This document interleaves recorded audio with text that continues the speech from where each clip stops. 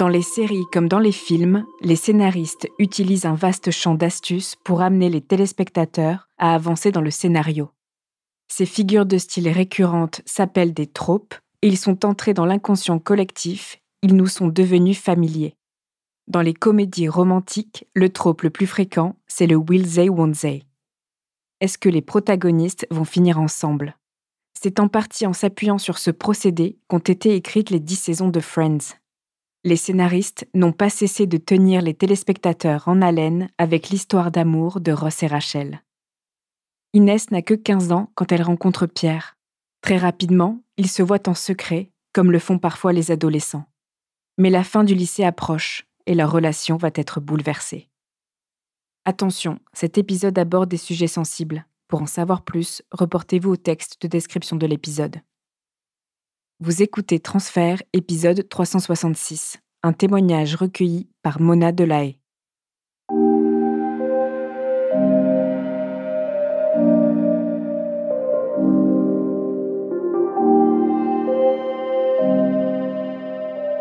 J'habite dans un petit village en France avec mes parents et mon frère.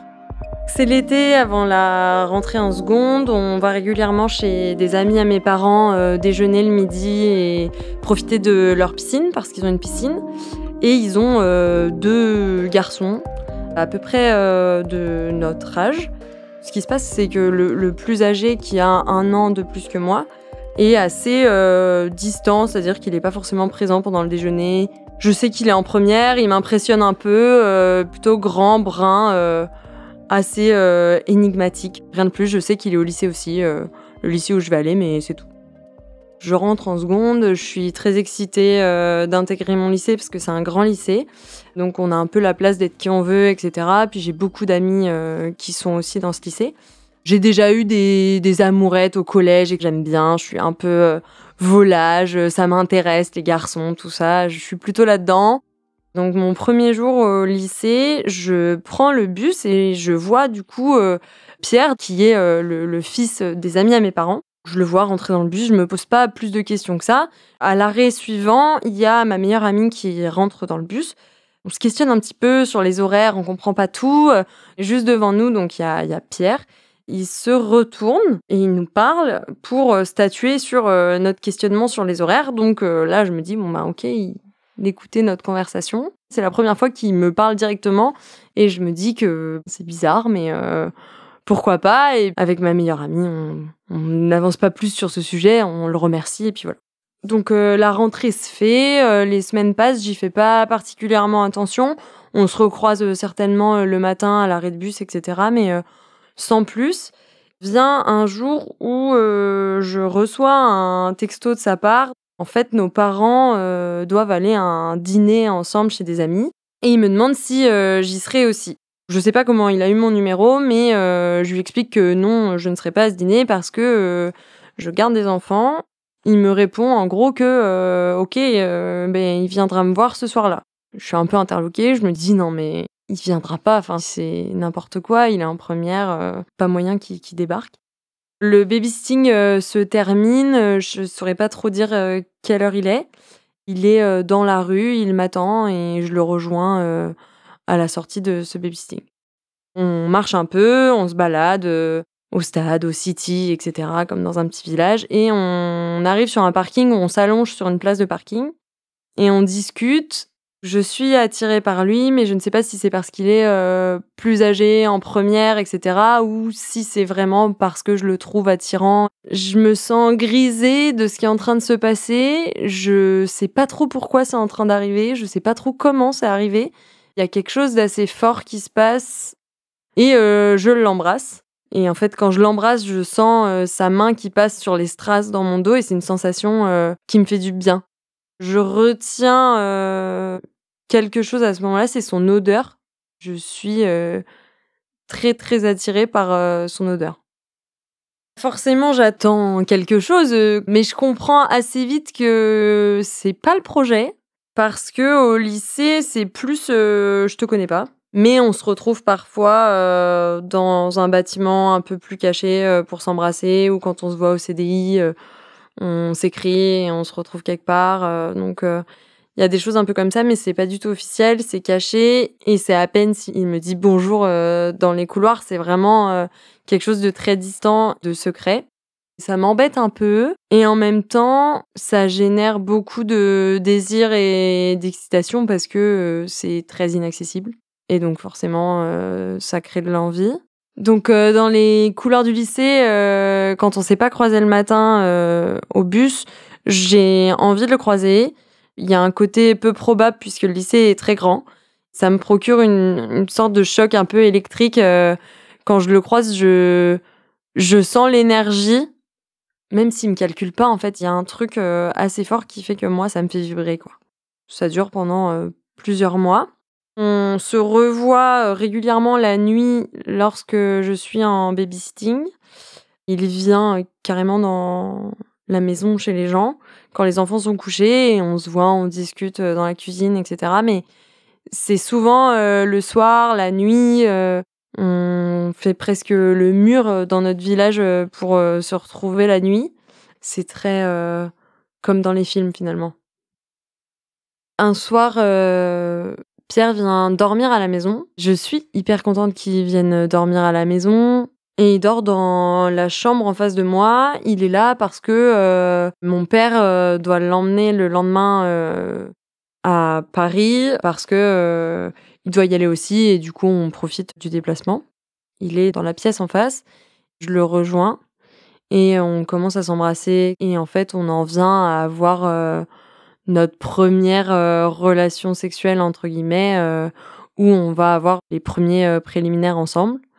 C'est un moment qui est assez intense parce qu'il y a une forte tension entre nous depuis des semaines.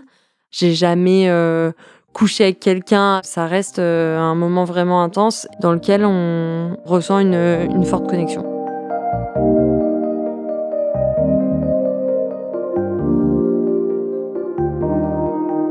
Donc cette année de seconde, elle a été plutôt fun et riche parce que malgré des résultats en chute libre, j'ai plutôt passé une bonne année et il y a Pierre, mais il y a aussi d'autres personnes et lui aussi il voit d'autres personnes. Mais au-delà de ça, j'ai toujours un petit peu cette place, on finit toujours par se retrouver. C'est une relation particulière à laquelle je suis attachée et dans laquelle je trouve quelque chose de spécial. Et donc l'année de seconde s'achève, je passe avec des résultats ras les pâquerettes, mais c'est preuve de fun. La première commence et en fait, j'ai un très bon ami à moi qui fait du hockey. Dans son équipe de hockey, il y a un garçon qui s'appelle Arthur. Il me l'a introduit un petit peu comme une blague en me disant: «Oh, j'ai un gars dans mon équipe, je suis sûre que ça pourrait matcher». En fait, on commence à parler comme ça par SMS et un jour on se rencontre et effectivement, ça marche plutôt bien, on commence à se fréquenter. Je vais droit dedans pour une relation de couple et ça se passe plutôt bien. Donc dès le départ avec Pierre, c'est un peu compliqué parce qu'on n'arrive pas à mettre un mot sur notre relation. Quand j'ai parlé pour la première fois de Pierre à Arthur, j'ai pas su lui dire si c'était un ami ou autre chose. Et en fait, j'arrive pas à le présenter en tant qu'ami, mais j'arrive pas non plus à dire que c'était mon amoureux parce qu'en fait, ça l'a jamais vraiment été. On n'arrive pas à se définir en tant que binôme, quoi. Pierre, il a aussi une copine. On a mis quelques distances. Chacun fait un petit peu sa vie.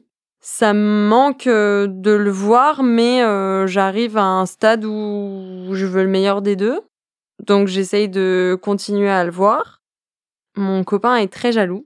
Ça va me faire rentrer dans quelque chose d'assez complexe où j'essaye de mentir pour pouvoir voir Pierre. Un jour, on va au cinéma avec Pierre, on va voir The Artist et je suis stressée et tendue parce que j'ai l'impression de faire quelque chose de mal. J'ai la pression d'Arthur derrière, je sais qu'il veut pas que je le voie et je vais au cinéma avec lui quand même.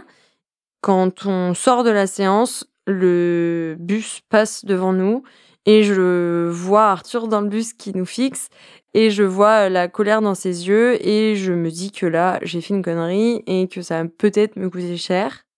C'est ce qui se passe parce que c'est un peu le moment où Arthur commence à être, en tout cas verbalement violent avec moi. Suite à cette discussion virulente, Arthur me demande de plus voir Pierre.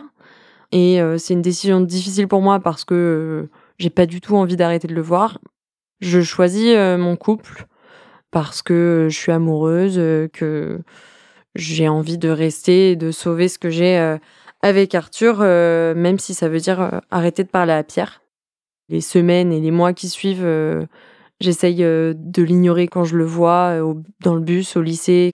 Mais c'est vraiment un exercice difficile parce que j'ai qu'une envie, c'est d'aller lui parler. Pendant un temps, j'arrive à stopper, mais à un moment, j'y retourne parce qu'il me manque terriblement. Et je pense que je reviens lui parler à un nouvel an. J'ai beaucoup bu et à minuit, je l'appelle. Et quand je l'appelle à ce moment-là, il me dit si tu ne m'avais pas rappelé aujourd'hui, je t'aurais plus jamais parlé. Du coup, je vois ça comme un signe et je me dis qu'il faut qu'on se revoie, qu'il faut qu'on se reparle, qu'on a trop de choses à se dire, etc. Je recommence à le voir en cachette. Souvent, on se voit simplement dans le centre du village. Et l'été, ça arrive que j'aille me baigner chez lui et qu'on fasse des siestes collées. On s'embrasse pas, etc. Mais il y a une intensité physique qui est difficile à ignorer. C'est quelqu'un qui me donne chaud, c'est quelqu'un qui me donne envie de le toucher. Il a une odeur vraiment qui m'attire. C'est terrible, j'arrive pas à m'en défaire. Vient un jour où je rentre de chez Pierre. Il me raccompagne chez moi. Et en fait, au moment où on traverse la rue principale, une voiture passe. Et dans cette voiture, il y a Arthur. Là, je sais que c'est très mauvais pour moi parce que je sais déjà que il va être, encore une fois, verbalement violent avec moi. Cette soirée-là, c'est une soirée très compliquée parce que j'avais mes 2 meilleures amies qui viennent dîner chez moi avec leurs parents. Et en fait, Arthur me fait une scène. Il est hyper violent verbalement avec moi. Il m'enferme dans la chambre pour me prendre la tête. Je descends juste dire au revoir à mes amis à la fin du repas où finalement, j'ai pas assisté une seule seconde. Je repense à Pierre qui m'a mis un petit peu un ultimatum en me disant c'est lui ou moi. Et j'ai décliné cet ultimatum en choisissant Arthur. Je me demande vraiment pourquoi j'ai fait ça et pourquoi je m'inflige ça. Donc je me dis que je suis peut-être pas en sécurité avec cette personne, mais en même temps j'ai trop peur de le quitter. Donc on passe à autre chose et je continue ma relation avec Arthur. En jurant évidemment de ne plus voir Pierre. Je sais que je vais pas pouvoir honorer cette promesse parce que je pars aux États-Unis avec Pierre. C'est une décision qui a été prise par nos parents quelques mois avant. C'est prévu, on part ensemble étudier l'anglais. Alors on n'est pas dans le même logement, etc. Mais on part ensemble, donc je vais passer 1 mois aux États-Unis là-bas. Et Arthur m'appelle tous les soirs de façon assez invasive.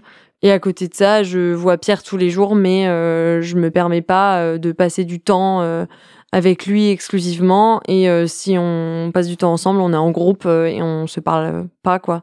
Il y a seulement un soir où je ne peux pas rentrer chez moi parce qu'il est trop tard et je suis sur le campus, je fais la fête. Du coup, il me propose de dormir avec lui et j'accepte. Il se passera rien, c'est pas un moment qui est hors du temps comme avant, mais je vois qu'il y a toujours un petit truc, mais qu'on se permet pas d'aller plus loin parce qu'il y a Arthur derrière qui met la pression et Pierre est assez blasé de la situation, il veut pas retomber là-dedans, quoi. Je trouve ça terrible, on est en voyage au bout du monde, on aurait pu passer 1 mois grave cool ensemble et en fait c'est une catastrophe parce que on me pourrit le moment en m'appelant tous les jours et en me faisant culpabiliser d'être partie avec Pierre alors que finalement c'était pas vraiment ma décision non plus, quoi. Au retour, on est à côté dans l'avion. À un moment, je suis fatiguée et je m'allonge sur ses genoux pour avoir un petit peu plus de place. Et je sens que je peux me le permettre. Et il y a sa main qui vient dans mes cheveux et qui me fait des croche-croche dans les cheveux. Et au fond de moi, je sais que ce qu'on a, c'est encore là. C'est juste que ça n'a pas le droit d'exister.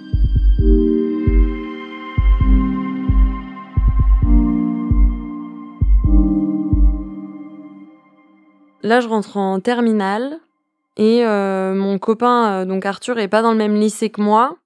C'est un lycée où il y a des classes préparatoires. Pierre rentre en classe préparatoire dans ce même lycée. Et en fait, j'en profite pour aller voir donc Arthur au lycée et apercevoir Pierre de loin. Mais je sais que je peux pas non plus m'en approcher, quoi. Je suis en terminale, j'ai 17 ans, donc pour le Nouvel An, on organise une fête. À minuit, vraiment, au moment de passer la nouvelle année, je décide d'appeler Pierre et il répond. Donc à cette soirée, évidemment, il n'y a pas Arthur. Je lui dis que je suis désolée, qu'il me manque trop et que c'est difficile de pas passer du temps avec lui. Il me répond que si je ne l'avais pas appelé avant la nouvelle année, il avait décidé de son côté qu'il arrêterait de me parler. C'était un petit peu son dernier délai avant de tourner la page et de me mettre de côté, quoi. Quand il me dit ça, je suis un peu folle. Je dis à mes copines, non mais tu te rends compte, si je l'avais pas appelé, il m'aurait plus jamais parlé, mais c'est trop le destin. Heureusement que je l'ai rappelé, t'imagines? Mais je pense qu'à un moment, elles en ont marre aussi d'en entendre parler, c'est-à-dire que c'est toujours un pas en avant, 3 pas en arrière, et puis on se met jamais ensemble, donc en fait, ça ne mène à rien. Donc on me dit aussi que il me fait tourner en bourrique et qu'en fait tout ça c'est juste pour se foutre de ma gueule, et c'est vrai qu'il y a une partie de moi qui se dit peut-être que c'est ça, mais en fait moi j'y arrive pas. Enfin, c'est au-delà de mes forces et je me dis que lui et moi c'est vraiment spécial et qu'il faut qu'on garde cette connexion parce qu'il y a quelque chose de plus qu'avec les autres. J'ai trop besoin qu'il soit dans ma vie. Avec Pierre, on se dit beaucoup de choses. On se dit vraiment tout. Je pense que c'est quelqu'un à qui je me confie énormément aussi. Je lui parle des comportements d'Arthur et que lui, ça le met hors de lui. Il trouve que c'est un con et il comprend pas ce que je fais avec ce mec. Il est vraiment border violent et a des comportements où il en vient à me forcer à coucher avec lui quand je veux pas. Donc moi, je reste un peu avec lui par peur de ce qui pourrait m'arriver, quoi. Et je fais passer ça comme si c'était OK, quoi. J'ai eu mon bac avec une mention assez bien. Je suis hyper contente de la fin de mon lycée parce que j'ai le permis, je gagne en liberté, je fais des week-ends avec Arthur où on part en voiture et que c'est super cool. Je travaille, j'ai un petit boulot d'été et je sais qu'à la rentrée, je vais faire mes 2 premières années d'université en Île-de-France en communication. Je pars à l'université, je suis hyper excitée de rencontrer des nouvelles personnes, etc. Mais difficile parce que je vais être séparée du coup d'Arthur. Je sais aussi que la distance et les nouvelles personnes, ça peut engendrer des difficultés dans notre couple parce que il est de nature jalouse et je sais déjà que ça va rendre les choses compliquées, sachant que voilà, beaucoup de choses où il y a de l'alcool, on fait la fête, il y a des garçons et je sais que ça peut être compliqué pour lui à gérer. Cette première année d'études, elle se passe bien. Je me lie d'amitié, on travaille quand même pas mal, mais on fait aussi beaucoup la fête. Je me découvre une personnalité assez fêtarde, j'en profite, je trouve ça cool, je joue un peu avec les limites, je dragouille par-ci par-là, mais je franchis pas la limite.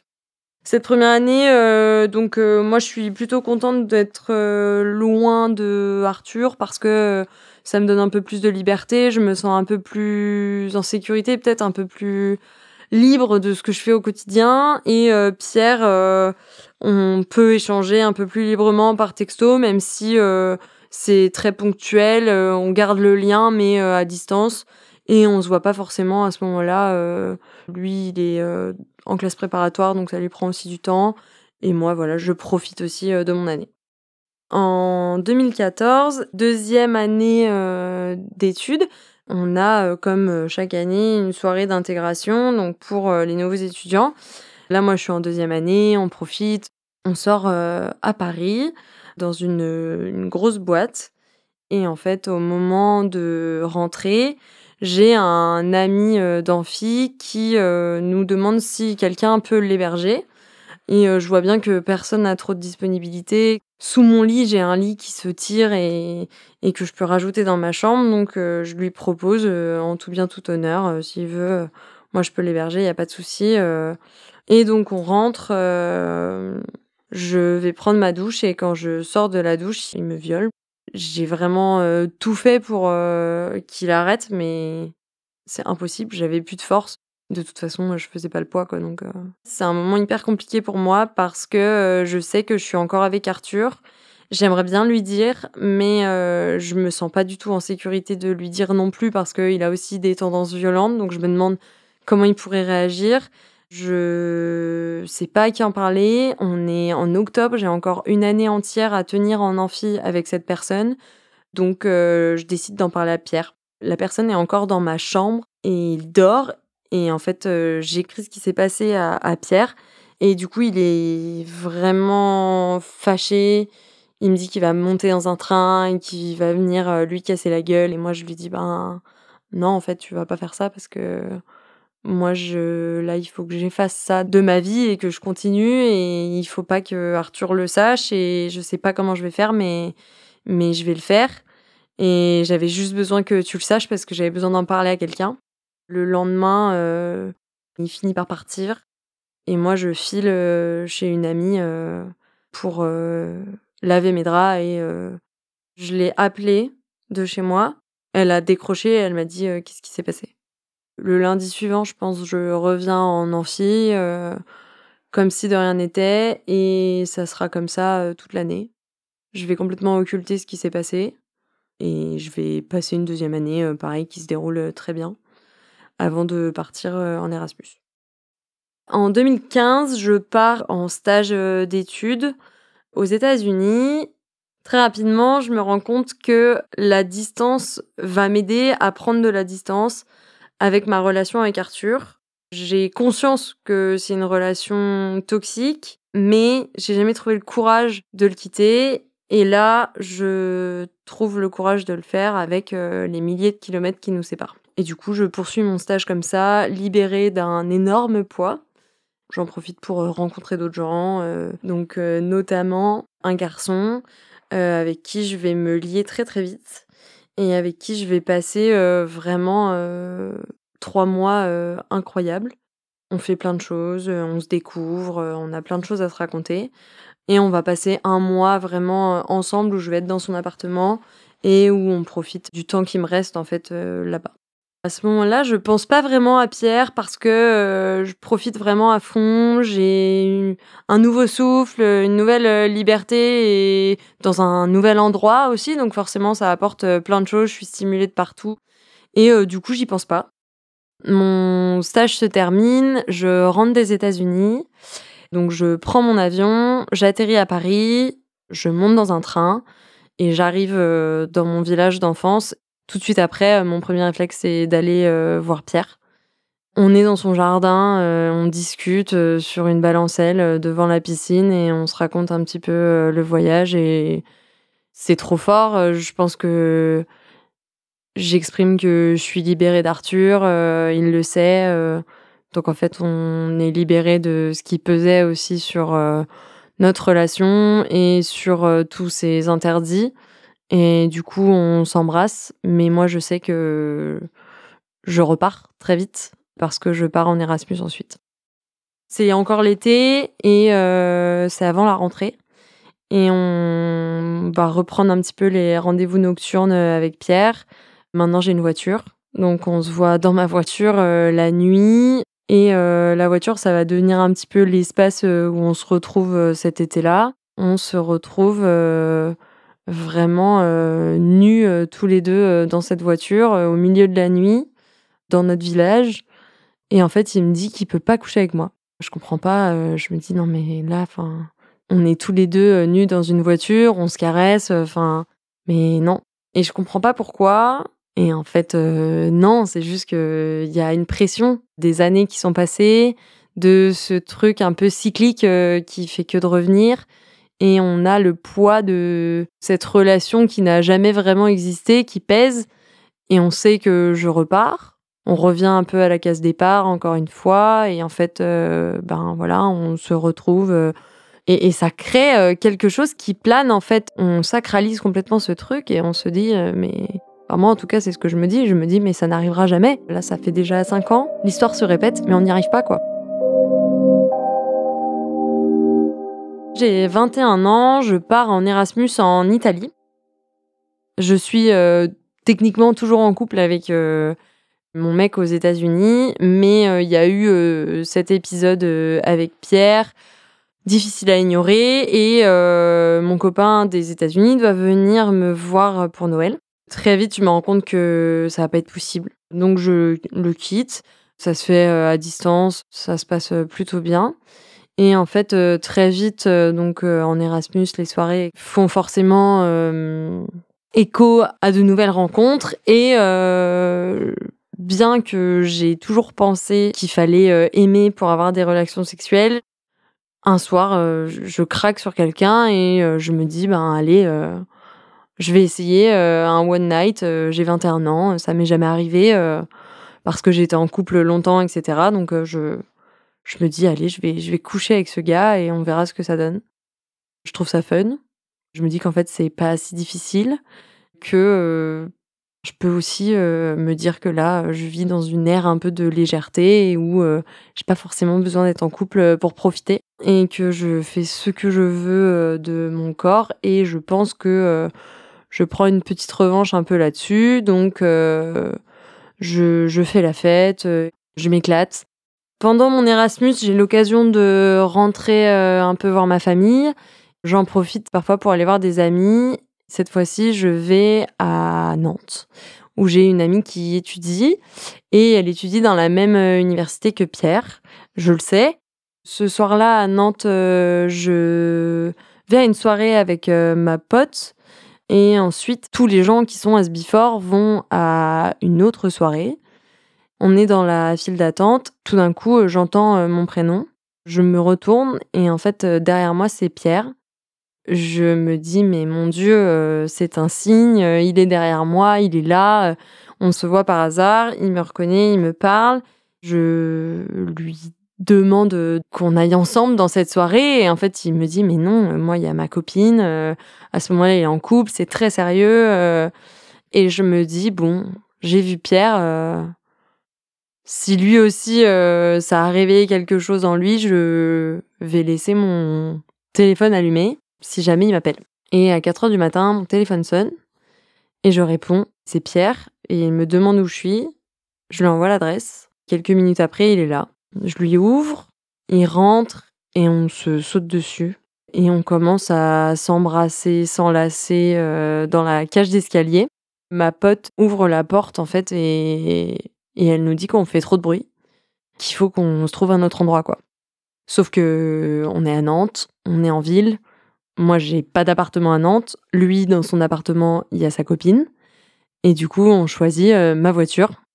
Pendant l'acte, en gros, il me sort un « je t'aime ». Et en fait, ce « je t'aime », moi, je le prends un peu au pied de la lettre et je me dis, il l'avoue enfin, il y a quelque chose, et je me dis, mais c'est fou ce qui se passe alors qu'il est en couple, etc. Mais moi, à ce moment-là, j'ai personne. Donc ça ouvre un peu une porte et j'ai une lueur d'espoir sur ce truc-là, quoi. À un moment, on se rend compte que les premières lueurs du jour arrivent. On rentre chacun de notre côté. Et le lendemain, on se réécrit. Lui, il me dit que c'était une erreur et qu'il aime sa copine, qu'il aurait jamais dû faire ça. Donc moi, je comprends pas trop. J'avoue qu'avec ce qui venait de se passer, je me dis que le timing, il est toujours pas bon, qu'on n'arrive pas à trouver un endroit où on se rencontre, quoi, dans un espace-temps où tout le monde est célibataire et où on a envie d'essayer ensemble. Ça me met en colère, ça m'agace. Visiblement, lui, il est toujours pas prêt et ce timing est toujours pas là, donc ce sera pas encore pour cette fois, quoi.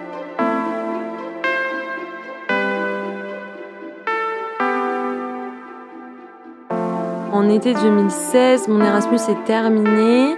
En juillet, mes parents m'annoncent qu'ils divorcent. C'est pas facile. J'accepte la situation, mais ça brise beaucoup de choses dans la relation avec mes parents.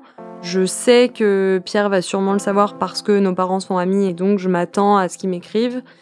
Et en fait, il le fait pas et c'est quelque chose qui me rend triste parce que je pensais que malgré justement cette distance et le fait qu'on ait du mal à trouver une place dans la vie l'un de l'autre, on serait quand même là pour les moments difficiles, quoi.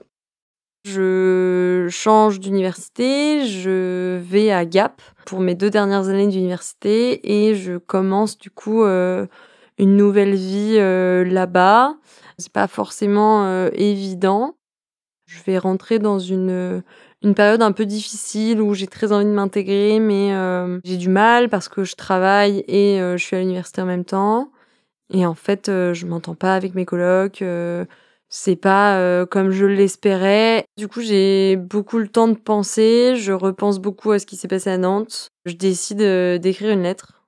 J'espère que ça lui fasse un électrochoc et je lui exprime que voilà, moi cette histoire de timing, à un moment, j'y crois plus quoi. Et un texto, on le next rapidement. Une lettre, c'est plus difficile à ignorer. Et l'écrit, ça reste. Un texto, ça s'efface. Et il faut qu'on fasse un move ou qu'on ait un dénouement à cette histoire. Ça me pèse. Ça fait des années que ça dure. C'est cyclique. Ça m'amuse plus, quoi. J'ai besoin qu'on mette un terme à tout ça. Et du coup, je crache tout sur le papier et je lui envoie. Suite à cette lettre, un soir, il m'appelle. Je suis dans mon lit et je sens que il est pas comme d'habitude très froid et il me dit en gros que il faut que je déconstruise tout ça parce que il a pas été honnête avec moi, qu'il a fait un travail sur lui et qu'il est sociopathe et qu'en fait toutes ces années il s'est moqué de moi et il m'a juste utilisée pour son propre plaisir et que c'était un jeu mais que en gros j'étais sa marionnette et qu'il était très heureux de m'avoir en plan B. J'en reviens pas. Je suis très en colère et en même temps, je me dis que ça me donne une raison, que c'est peut-être ça la fin de l'histoire et que maintenant qu'il m'a dit ça, ben ok. C'est pas facile à encaisser. Je pleure, je suis dans mon lit. Fin de l'histoire, je mets ça derrière moi et je le reverrai jamais, quoi. L'année suivante, on est en 2018, ça va mieux parce que j'ai changé de coloc grâce à une prof qui m'a aidée à trouver un autre logement. Je passe beaucoup de temps avec un petit groupe d'amis et dans ce groupe d'amis, il y a Mathieu et avec Mathieu, on cherche un peu, je sais que je lui plais, on s'embrasse plusieurs fois des soirées etc. mais je suis pas sûre, je veux pas me lancer, moi je profite, je suis sur les applis et je fréquente des garçons comme ça en one night et ça me va très bien, je m'éclate. Je retrouve un peu l'énergie positive que j'avais un peu perdue sur ma première année, donc j'en profite vraiment beaucoup. À Noël, cette année-là, je rentre dans ma famille. Je sais pas trop comment on en arrive là, mais on se réécrit avec Pierre parce que on sait qu'à Noël, on est là, qu'on rentre tous les deux dans notre famille. Lui, il a quelqu'un. On se retrouve à se donner rendez-vous le soir avant Noël. Il vient au milieu de la nuit, on le fait rentrer en douce le soir et il dort à la maison et il passe la nuit avec moi. Suite à la lettre, on s'en était un peu arrêté là, mais semble-t-il que là, on revient encore à ce stade cyclique où on a encore besoin de se voir, on a encore besoin de passer du temps ensemble. Et du coup, on en vient à dormir ensemble après avoir discuté de tout ça et de se demander pourquoi on n'arrive pas à être séparés, même après plusieurs années sans se voir, quoi. Le 27 décembre, il revient chez moi. Cette fois-ci, ça va plus loin. On va, après 7 ans, 8 ans, concrétiser vraiment et coucher ensemble pour de vrai. Et moi, c'est un moment que j'ai beaucoup imaginé, beaucoup attendu. C'est quelque chose que j'ai beaucoup sacralisé et je savais pas trop à quoi m'attendre. Finalement, ça se passe et c'est incroyable. Il y a une énergie qui est vraiment spéciale et on arrive à se mettre en confiance, à se toucher où il faut, à se donner une forme d'amour aussi qu'il faut pour que ça fonctionne. Et j'ai jamais ressenti ça avant et je me dis que bah là, il y a quand même quelque chose qu'on peut pas ignorer, que si moi je l'ai ressenti, lui il l'a sûrement ressenti et qu'on peut pas s'arrêter là, quoi. Pas après ça, pas après autant d'années, avoir attendu de le faire, quoi. Et on espérait que ça soit naze et finalement, c'est incroyable et du coup, ça remet tout en perspective, en tout cas, pour moi. Donc on couche ensemble et ensuite il rentre. On s'envoie, des nuages en emoji juste parce que, c'était un petit nuage, quoi et on reste un peu sur ce truc. On discute après, de ce qui s'est passé, on se dit que c'était incroyable. On est d'accord sur ce point et moi je lui dis: «Ben, puisque c'était incroyable, viens on se lance quoi, quitte ta nana et on y va quoi». Et il me dit: «Non, parce que c'est pas possible, parce que, il est avec cette fille, qu'il est engagé et que moi je suis loin, je suis à Gap, ça n'a pas de sens», et donc c'est reparti et il me dit: «Non» et on se refâche un peu sur ce point, quoi et on se voit, le 31 pour en discuter dans un bar. Je comprends que, il y a pas de porte ouverte, quoi, que c'est un non, définitif et que ça peut toujours pas exister, ça peut toujours pas prendre vie, dans notre monde, quoi. On n'a toujours pas, la place pour nous donc ça s'arrête là. Quelques mois plus tard, en mars 2019, je suis de passage à Paris et on se donne, rendez-vous, dans un bar pour, discuter. Au moment d'aller à ce rendez-vous, je me dis que peut-être qu'en fait, il est revenu sur, ce qui s'est passé en décembre, qu'il y a réfléchi. On est, 3 mois plus tard, et je me dis que, il y a une petite, lueur, d'espoir, encore une fois.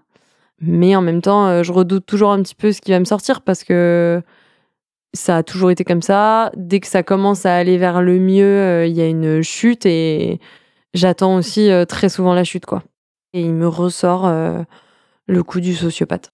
Que, je suis pas la seule qui fait ça aussi avec, sa meilleure amie de lycée, qu'elle voit un psy, à cause de lui et cetera et j'ai vraiment l'impression que là, il se prend pour le centre du monde, et qu'il est, absolument imblairable, quoi donc je supporte plus, d'écouter ce qu'il me dit, je me lève, je m'en vais et sur le chemin, je le bloque, de partout, de tous les réseaux et je rentre à Gap, vraiment, triste et très en colère et je me dis que je veux plus jamais, le voir, quoi. Je veux plus entendre parler de ce mec, il est complètement fou et j'en peux plus qu'il me prenne, et qu'il me jette, quoi. Ça devient insupportable, j'ai plus son temps et c'est terminé.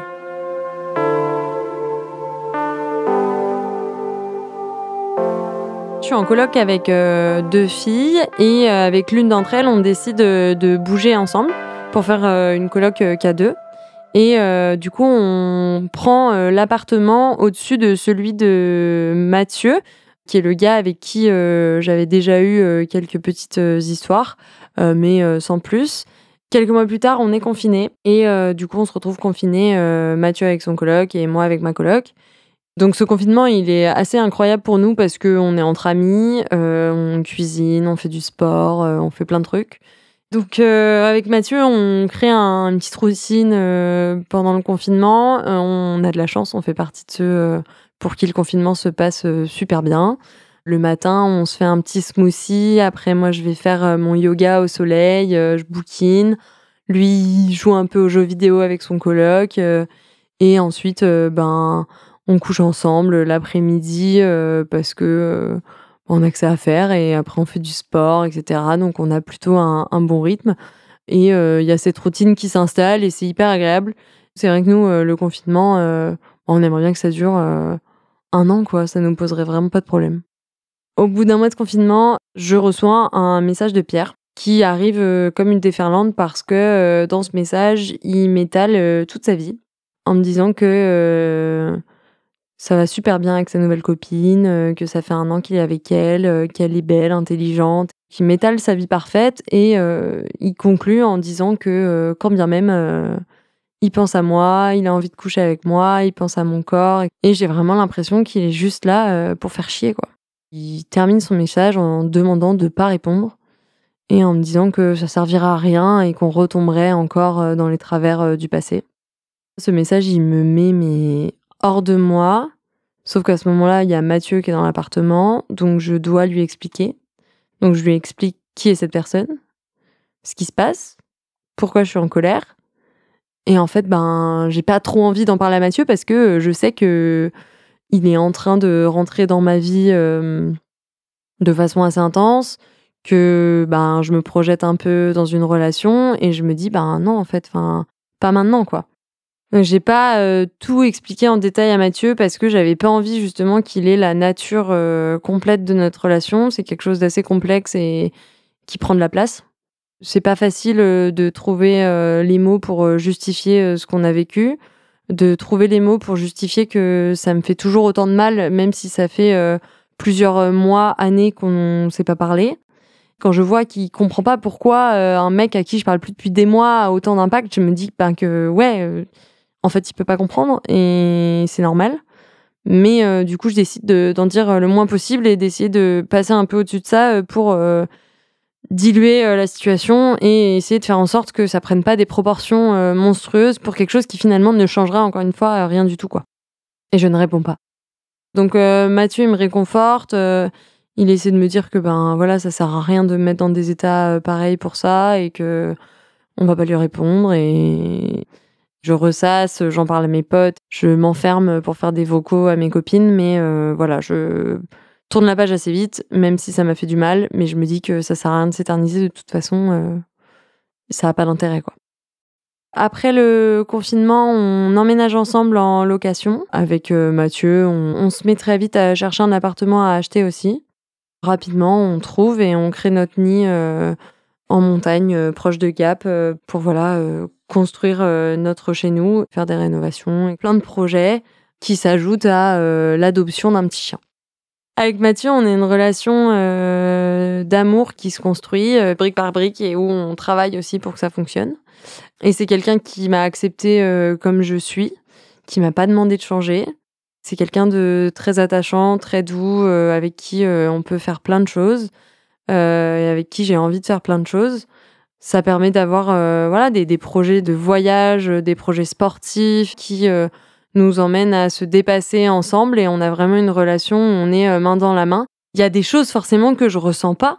Pierre, ça a été instinctif dès le départ et j'ai toujours tendance à un petit peu comparer dans mon esprit, à me demander si c'est normal de pas ressentir autant d'effervescence avec Mathieu. Parce que avec Pierre, c'est toujours très naturel, j'ai jamais contrôlé ce que je ressentais. C'est quoi l'amour en fait? Avec le temps, je me rends compte que il y a la passion et il y a l'amour. Et la passion, c'est quelque chose qu'on contrôle pas, on s'embrase, on vibre, c'est électrique.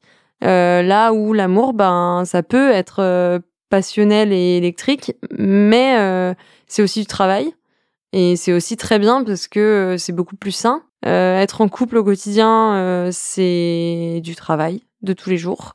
Vivre ensemble, c'est aussi du travail de tous les jours. Il faut apprendre à vivre avec l'autre.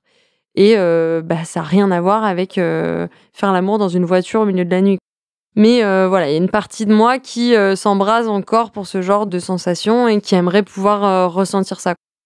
Les années qui suivent, je pense à Pierre de temps en temps. Il y a plein de choses qui me font penser à lui, des choses qui me ramènent à lui, particulièrement mes rêves. Et quand je rêve de Pierre, j'ai cette sensation au réveil de vouloir m'enfoncer au plus profond de mes oreillers et oublier ce qui s'est passé parce que je le vis comme si c'était réel. Et du coup, c'est difficile parce que me réveiller en me disant qu'il a pas de place dans ma vie, c'est hyper dur. Jusqu'au moment où je me réveille un matin après avoir fait un rêve avec lui très détaillé. Suite à ce rêve, je me réveille et j'ai encore la tête enfarinée. Je me dis mais c'est pas possible qu'il ait autant de présence encore dans ma vie. Forcément, ça m'arrive de le stalker. Je sais pas ce qu'il est, je sais pas ce qu'il devient foncièrement, mais mon corps n'arrête pas de le rappeler finalement. Et du coup, ce matin-là, je suis blasée et je décide de lui écrire. Et du coup, je lui dis que j'ai rêvé de lui, que ça m'arrive souvent et que je sais pas si ça va servir à quelque chose, mon message, mais j'avais besoin qu'il sache que parfois je pense à lui, que je trouve ça hyper dommage qu'on n'ait pas trouvé comment vivre ensemble, en fait, en tout cas, comment trouver une place dans nos vies respectives, mais que voilà, j'aimerais qu'il fasse partie de ma vie comme un vieil ami. Et contre toute attente, il me répond que lui aussi, il pense à moi, qu'il se demande ce que je fais, où je suis et comment je vais. Et que pour lui, je fais encore partie de sa vie, mais que j'ai pas la place d'exister. Il est assez d'accord pour dire que lui aussi, il a des moments où lui, il a pas vraiment de rêve, mais des sensations parfois quand il se réveille où il ressent le besoin de me voir ou un manque ou un questionnement, etc. Il me dit que il aurait aimé être là pour des moments importants, des victoires un peu dans ma vie, etc. et qui suit tout ça à travers les réseaux sociaux. Et vraiment, ça résonne en moi cette semaine-là. Et en fait, cette même semaine, le jeudi soir, j'ai une soirée et je bois beaucoup. Je suis très saoule et je sais qu'il est tout seul parce qu'il m'a dit qu'il était en déplacement. Et donc je l'appelle pendant 3 heures. Je me souviens pas tout à fait de ce qu'on s'est dit, mais je me souviens à quel point c'était incroyable de parler ensemble comme avant, sans filtre, et de se raconter juste ce qui nous passait par la tête. C'était juste une sensation énorme après 5 ans, comme si rien n'avait changé, quoi. Donc on raccroche parce qu'il est très tard et s'ensuit un silence jusqu'au jour où j'apprends que il vient à Gap pour le travail et en fait on va se voir. Quand j'apprends qu'il vient à ce moment-là, je décide de trouver un alibi et de dormir chez une amie sur Gap en disant qu'on fait une soirée toutes les deux.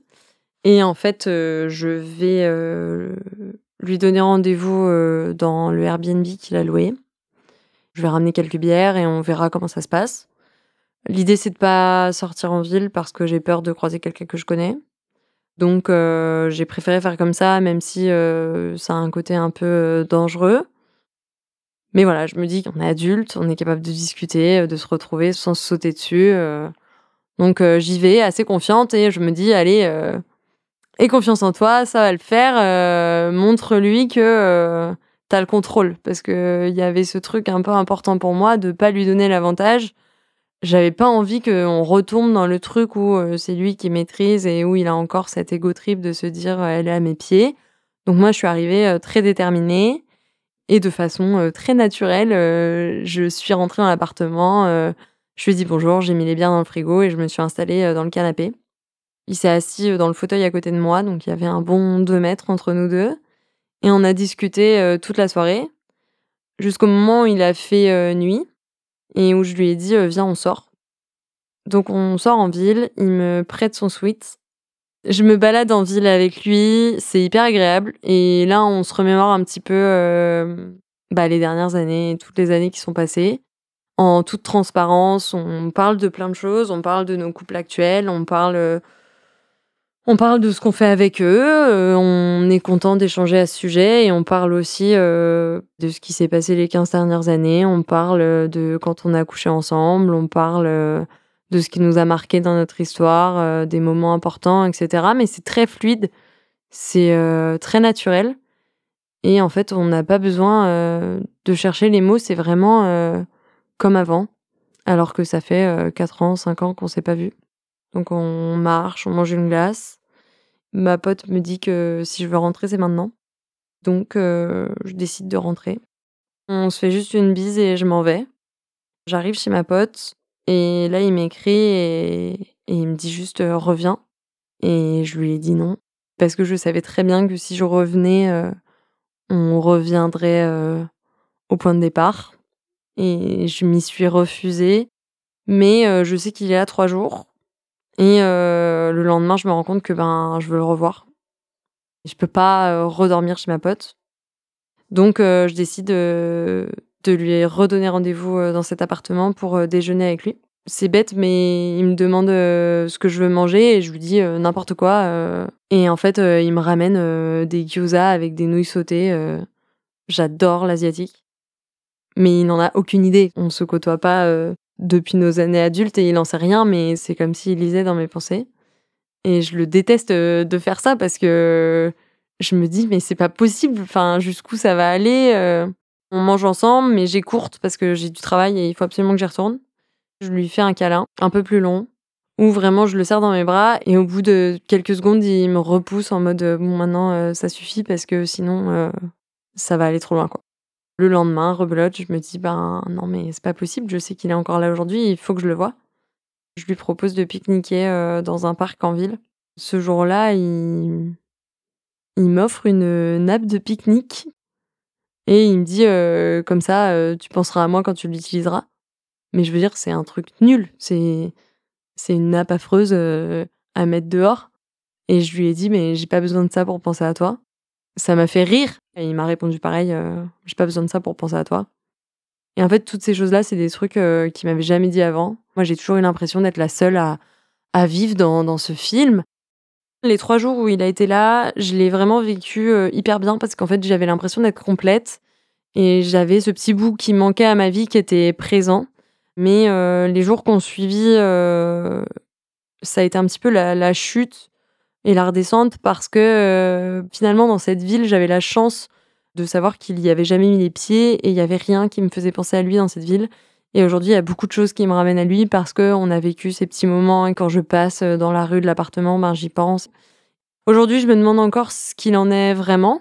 Est-ce que je suis toujours ce plan B qu'il utilise quand il a besoin et est-ce qu'il se moque un peu de moi? Est-ce qu'il y a un vrai truc? Quand on a discuté, il m'a dit que j'avais ouvert la boîte de Pandore, mais il m'a aussi dit qu'il réussissait à me renfermer finalement dans cette petite boîte, que dans sa vie, personne n'était au courant de ce que je représentais. Dans ma vie, c'est pas le cas. Et moi, j'ai un peu cette angoisse du jour où il arrive quelque chose, ben, j'ai envie qu'il soit là pour moi. Et j'ai envie qu'il soit au courant s'il se passe quelque chose de grave. Et j'ai envie d'être au courant s'il se passe quelque chose de grave dans sa vie. Malheureusement, aujourd'hui, on n'a pas cette place. Ça n'empêche pas que j'aime mon couple et que ça se passe très bien dans mon couple.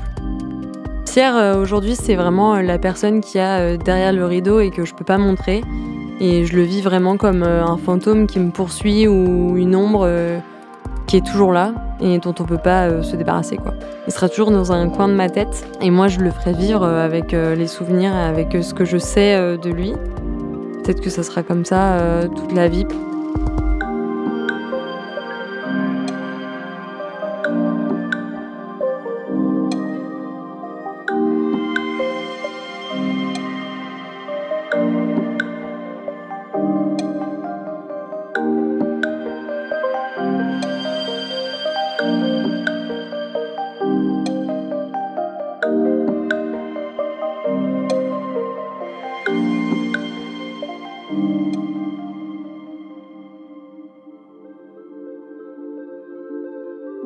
Vous venez d'écouter Transfert, épisode 366, un témoignage recueilli par Mona Delahaye. Cet épisode a été produit par Slate Podcast. Direction éditoriale, Christophe Caron. Direction de la production, Sarah Koskiewicz. Direction artistique, Benjamin Septem-Ours. Production éditoriale, Sarah Koskiewicz et Benjamin Septem-Ours. Chargé de pré-production, Astrid Verdun. Prise de son et montage, Johanna Lalonde. Musique, Arnaud Denzler. L'introduction a été écrite par Sarah Koskiewicz et Benjamin Septem-Ours. Elle est lue par Aurélie Rodriguez. Retrouvez Transfert tous les jeudis sur slate.fr et sur votre application d'écoute préférée.